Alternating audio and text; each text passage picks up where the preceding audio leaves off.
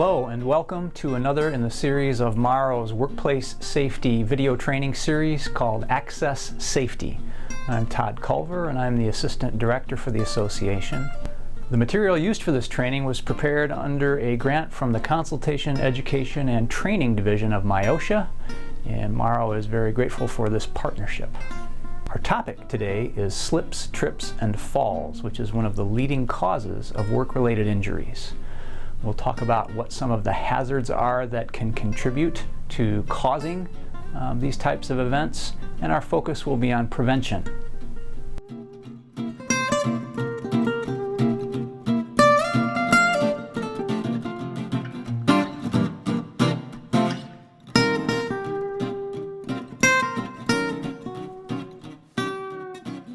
A slip is defined as the loss of balance that's caused by too little friction between the walking surface and a person's shoe. The causes of accidents resulting in slips and falls can be related to flooring, and that's the case in about 50% of all cases. And in another 24%, it's related to footwear. You can see there are other causes with lower percentages related to a lack of training, failure to identify a prospective hazard, or even fraudulent cases. But the majority of these incidents result from the walking surface or the flooring. And we ask questions then as a result. What type of flooring is in place? What's on the floor? And how do we maintain the floor? A few different types of flooring will be displayed on the screen before you now. Here is tile, concrete, rubberized or coated surfaces, and wood.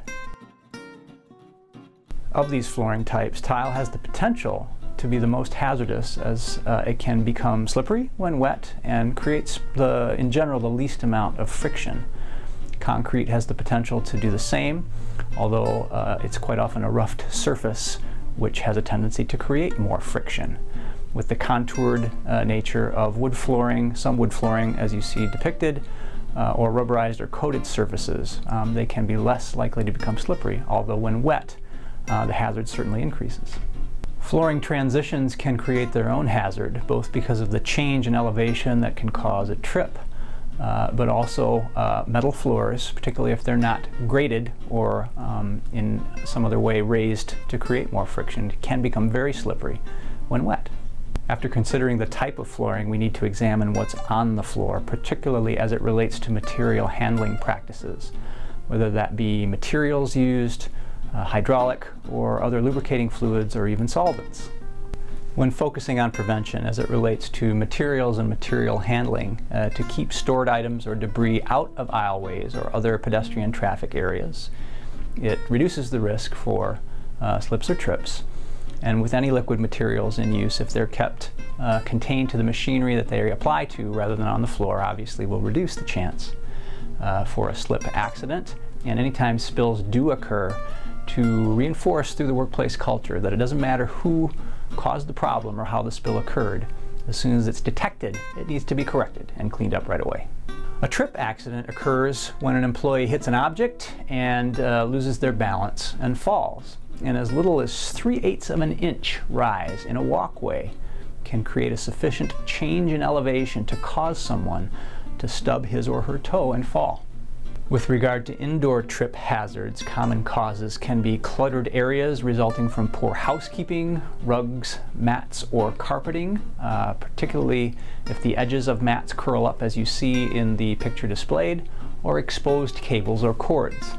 With outdoor trip hazards, look for cracks or holes in parking lots, loading docks where there are many surface irregularities and wheel chocks, an important safety feature for loading and unloading and material handling procedures, can create a trip hazard. We should also watch for parking stops and speed bumps in parking lots. A fall, of course, results when we lose our balance and drop to the floor, which can be caused by either a slip or a trip.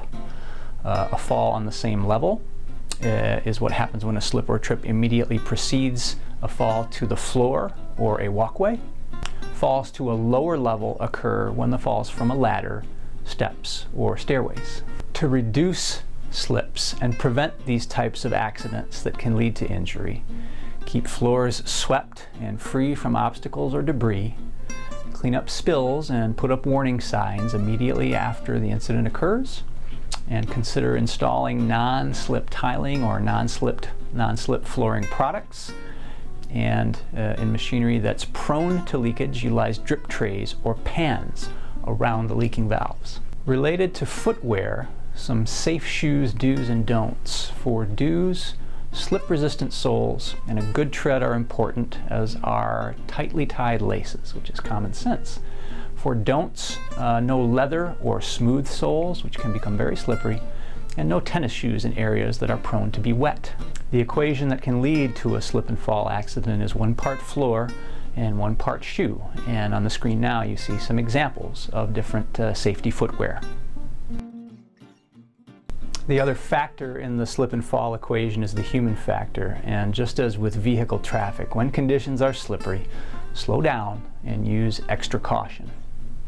Areas of the workplace that can be particularly hazardous for slips, trips, or fall accidents include, as we mentioned, parking lots and sidewalks, entrances, areas with materials that can leak or spill, food and beverage service areas, aisles, stairways and ramps, and restrooms.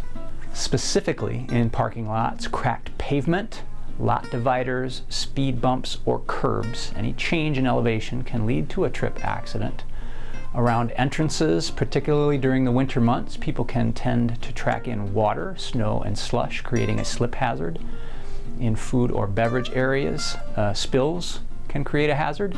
And in aisleways, materials, equipment, or debris can create problems, along with other changes in elevation like stairways and ramps, and other conditions can contribute to how hazardous those areas might become, such as poor lighting or damaged stairs or loose handrails. And any area where water can be on the floor, especially in the restroom, can create a problem. When we focus on prevention, then we look for the following: good maintenance practices for sidewalks and parking lots. And in the winter months, where there's more snow and ice, we allocate extra resources, whether that be time, personnel, or financial resources, to make sure that we maintain safe walking and working conditions for all our employees. We repair damaged areas quickly and apply absorbent materials to oil or grease spills, and then use the proper solution to clean those spots so that there's not a slippery residue left behind. Make sure all high traffic areas, whether it's vehicular or pedestrian, are well lit, and paint speed bumps or other changes in elevation so they're easier to see, reducing the potential for a trip hazard. It's good practice to use mats at all entrances. However, during the winter, it's also good practice to use both a primary and a secondary mat to make sure that shoes get dry, and to vacuum these mats regularly to reduce the potential for a slip accident.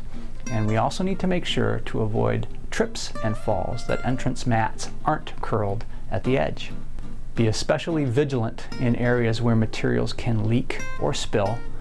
As I mentioned earlier, use appropriate floor cleaners if grease spills, and take the time to clean up spills immediately. While it's helpful to post signs warning of slippery conditions, it's best to correct those conditions as quickly as possible. If they are noted, however, tread lightly and be careful and extra cautious. Keep all aisleways clear. Good housekeeping means a neat work area that minimizes trip hazards. Check that handrails are secure if they're supporting folks for changes of elevation. Wear shoes with slip-resistant soles, and be aware of all flooring transitions, being especially cautious on ladders, stairs, and platforms. Do what you can to contribute to a workplace culture where everyone is watching out for trouble, and everyone is willing to clean up spills and remove obstacles immediately. Remember, it doesn't matter who made the mess. If you don't help to fix it, to clean it up, you become part of the problem. Accidents resulting from slips, trips, and falls don't just happen. They are performance errors. And that means there's always something about the experience of an accident or injury that could have been different, and therefore could have been prevented. It's our collective responsibility to identify those factors which could contribute to an accident, and exercise our influence so that it doesn't happen. With effective safety programs, that is the attitude that's infused in the workplace culture, is that we can prevent accidents. Slips, trips, and falls happen more often and cost more than you might think. In some cases, we could have a tendency to consider a slip and fall as a nuisance claim or injury, or perhaps even just a minor embarrassment, when in fact those incidents can result in serious, painful, and expensive to treat injuries. Slips and falls are a leading cause of workplace injury and account for over 20% of all claims filed with the group of companies that are within the MARO Self-Insured Workers' Compensation Fund. It's a serious problem requiring focused attention, and it is not inevitable, and it's important to remember this. Working together, these accidents can be prevented. For some recent trends within the MARO Fund, in the last 2 years, slips, trips, and falls have resulted in workers' compensation claims totaling over $500,000. The average cost per claim over $10,000. So as I mentioned, while the incidents are traditionally thought of as being potentially fairly minor, they can end up becoming very serious and very expensive. Our goal, however, which is a realistic goal, is zero. One of the reasons we promote safety training initiatives like Access Safety is that awareness is the key to prevention. When folks become more aware, more conscious of what the hazards are that can cause a particular type of injury, then they're more likely to do what it takes to correct the problem before it leads to an injury. That's the key to an effective workplace safety culture. So continuing to spread this message about how frequently slips, trips, and falls occur, but how preventable most of these accidents are, will move us closer to that goal of zero injuries. Thank you for taking the time to view this safety training. If you have questions or comments about this issue in particular, or workplace safety in general, please don't hesitate to contact me, and my information will appear on the screen now. And if you'd like more resources available through MIOSHA, their contact information is on the screen. Thanks again, and be careful out there.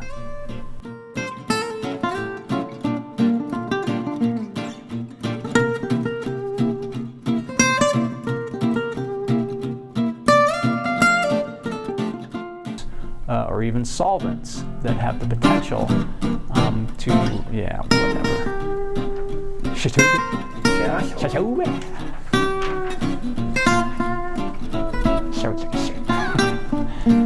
It's the K, it's the J, it's the YMCA.